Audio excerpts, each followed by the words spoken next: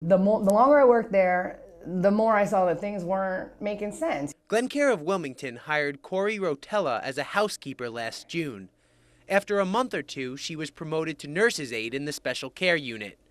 Rotella says the unit, which houses demented and other special needs residents, was always short on supplies. And when I would go to them, they'd say, make do with what you got. These are pictures Rotella says she took with her cell phone.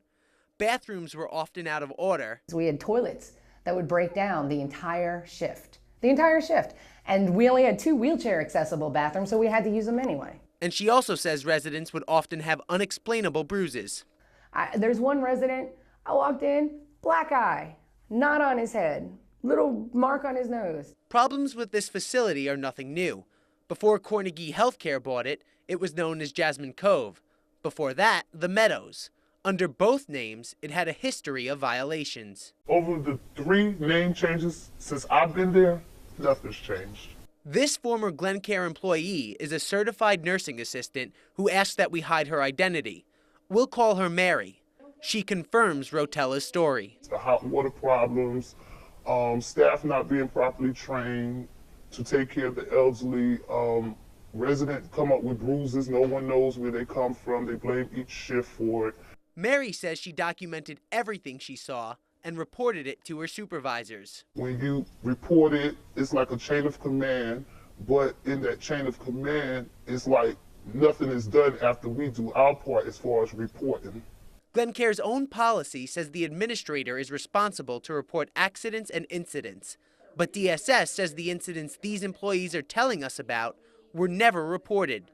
In fact, employees were asked to stop documenting problems altogether in the special care unit, as you can see on this memo.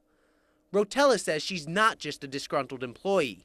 In December, more than a month before she was fired, Rotella sent an email to DSS asking if the incidents she witnessed were typical in 3-star assisted living facilities, and even asked what she could do to help.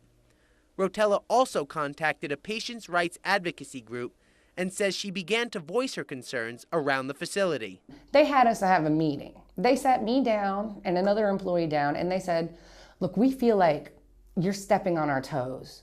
After a year and a half on the job, Glencare administrators fired Rotella, saying she failed a drug test. But Rotella refused to leave until she saw the test results and had to be escorted off the property by law enforcement. We contacted the Department of Labor to find out the law regarding employee drug testing. The department told us a company does not have to provide the actual test to an employee, but the employee must be told what she tested positive for in writing. The employer must also tell the employee she has the right to have the samples tested by an independent agency at her own cost. Rotella says that never happened, and there is no way she failed the drug test. Since Rotella was fired, Glencare has taken out a restraining order against her, claiming she threatened the administration before she was fired.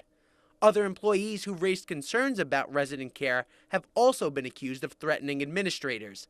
In December, Ann Carnegie, vice president of Carnegie Healthcare, testified about another former employee who threatened to get them back. We asked Mary, who was also fired from the facility, if she was just a disgruntled employee. My life goes on. I look at it as one door closing, another one's opening for me, for the better. It's not about a vendetta.